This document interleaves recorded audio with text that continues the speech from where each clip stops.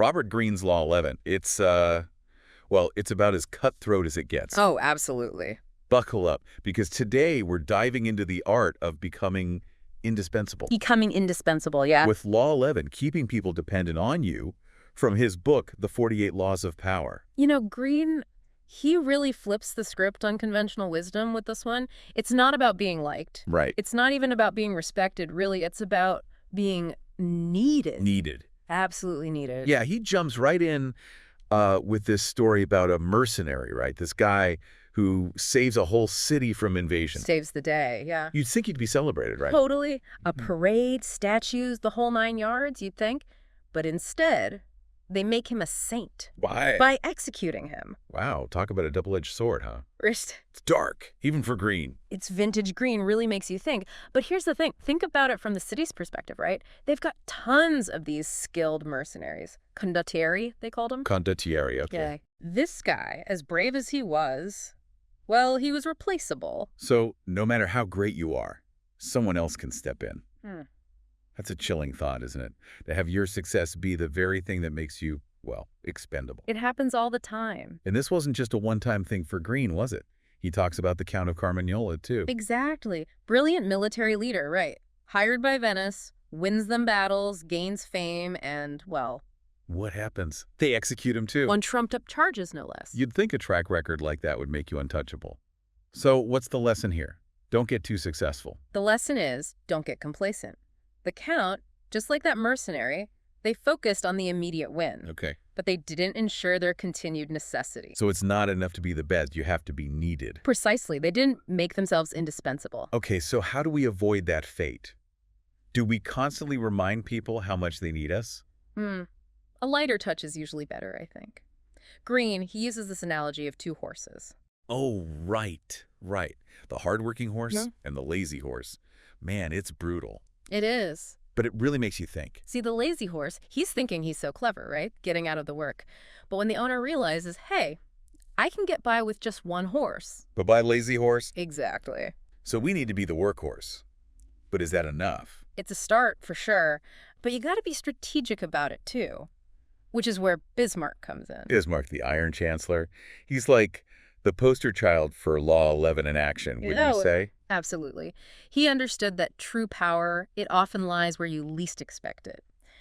In the 1840s, when he was just starting out, instead of aligning himself with, the most powerful factions in Prussia, He did the exact opposite. Yeah. See, this is the part that gets me. he saw the weakness of King Frederick William IV as an opportunity. Powerful allies, they can chew you up and spit you out, Oh, yeah. But a weak ally, they need you. They need you. They need you desperately. Yeah. So Bismarck becomes indispensable to this indecisive king, whispering in his ear, guiding his every move. And when William took the throne, who, might I add, also disliked Bismarck. Really? Oh, yeah. Guess who he still relied on? No way. Bismarck had woven himself into the very fabric of the Prussian monarchy. They couldn't function without him. He provided the iron and blood, as he called it. They were stuck with him. It makes you think about your own workplace, right? Yeah. Who really holds the power? It might not always be the person with the big title, right? It's often the one who makes themselves indispensable. Exactly. And this brings us to a crucial point. Dependency. Yeah. It doesn't equal affection. Bismarck. He was often resented, maybe even feared. Oh, absolutely.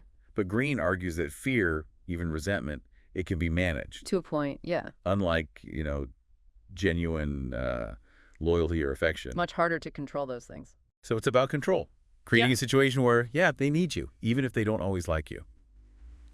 Okay, now we're getting into some ethically ambiguous territory here.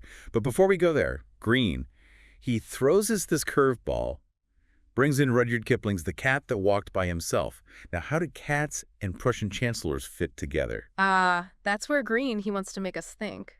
See, Kipling's cat, he makes a deal. Comfort, in exchange for, limited service. But he never gives up his independence, his freedom to walk by himself. Interesting. It's almost the opposite of Bismarck's story. So which is the better strategy? Total control, like Bismarck, or this kind of aloof independence? That's the question, isn't it? Is true independence even possible if you want to operate at those highest levels of power?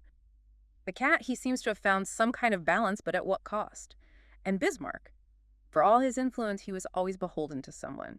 never truly free. It's like that classic dilemma, right? Yeah. Do you want to be right or do you want to be happy? Right. Except here it's more like, do you want ultimate power or do you want, genuine freedom? It feels like there's got to be a trade-off somewhere. And that's what makes Green so insightful, I think. He forces you to confront these uncomfortable questions, these trade-offs, and there are no easy answers. No easy answers, no. So if we're not going for total Bismarck-style control and we don't want to be completely aloof like Kipling's cat, what is the sweet spot? How do we actually apply this Law 11, to our lives? Well, Green does give us some concrete strategies, his keys to power that I think are worth exploring. Okay, yeah. Like making your skills irreplaceable. That seems, pretty straightforward on the surface. Become so good at what you do, they can't afford to let you go. Easier said than done, though, right? Oh, tell me about it. The world's full of talented people. You have to constantly be learning, evolving, finding ways to, stay ahead of the curve. It's about being indispensable, not just skilled. Okay, so you got to hustle, you got to stay sharp. What else? Green also talks about entwining your fate with those you serve. Now, isn't that getting a little too close for comfort? It's about subtle alignment, I think. You don't want to be a threat, but you do want your success to be their success. I see. And more importantly, you want your failure to be their problem. Interesting. So it's about strategy, but it's also about managing perceptions, right? Yeah. And this one seems like it's straight out of the playbook of like a master manipulator cultivating an air of mystery. Think about it this way.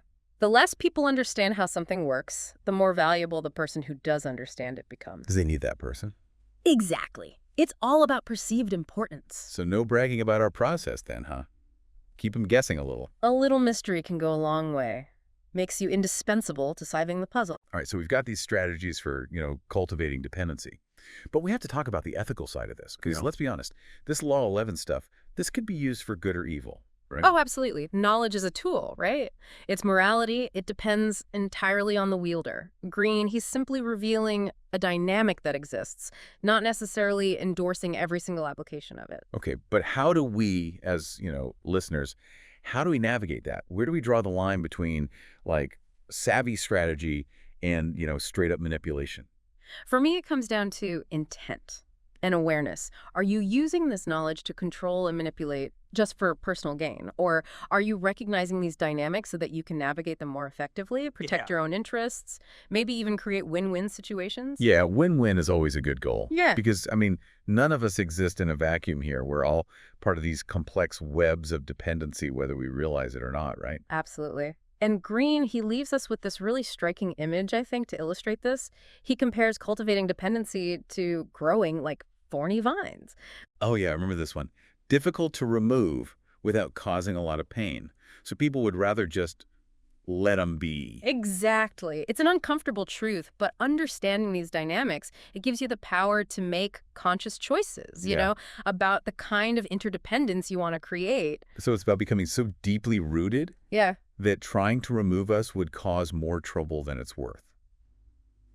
That's a powerful image. It is, isn't it? And you might resent those vines, sure, but you got to admit, they're pretty hard to get rid of once they're established. Yeah. And that's Green's point. It's not about being universally loved. It's about being too useful, too interwoven, into the fabric of things, to be easily discarded. Okay, so how do we bring this all home?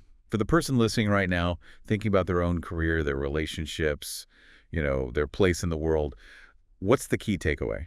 Awareness is power. Now that you're aware of this law of dependency, you can start to spot it everywhere. Yeah, it's like you suddenly put on a new pair of glasses, right? That ambitious coworker gunning for a promotion. Are they building genuine relationships? Or are they strategically, weaving themselves into the power structure? Right, right. Or how about families? Think about the dynamics between siblings, or even parents and children, right? Who's become indispensable to the emotional well-being of the family. And it even plays out on a global scale when you think about it, like the leverage that a country with essential resources has over other nations. It's Law 11 playing out on a massive scale. Precisely. Once you start seeing the world through this lens, you can't unsee it. Okay, last question. Right. And I think it's one that our listeners might be asking themselves right now. What do we do with this knowledge? Like, let's say you're listening to this and you realize, hey, I'm kind of like that lazy horse. Right. Or maybe, wow, I've become totally indispensable at work, haven't I? Then what? That is the million-dollar question Green leaves us with. Are you comfortable with your position in these webs of dependency? Are you the one depending? Or the one being depended on? And is that position one of strength, vulnerability, or, somewhere in between? There's no right answer, but the more aware you are of these dynamics, the more agency you have to make choices that serve your own goals. So it's not about becoming like a Machiavellian Yeah. mastermind, right? Pulling strings from the shadows. It's about understanding the rules of the game so we can play consciously, Yeah. ethically, and maybe even, find a way to create those win-win situations whenever possible. Exactly. Knowledge without action is just trivia, but understanding these power dynamics, these laws of power, it gives us the tools to navigate our lives with more awareness, more intentionality, and ultimately greater freedom to create the relationships and the outcomes that we desire. All right, everyone. There you have it. Robert Greene's Law 11. Master it. Navigate it. But most importantly, don't be afraid to use it to your advantage.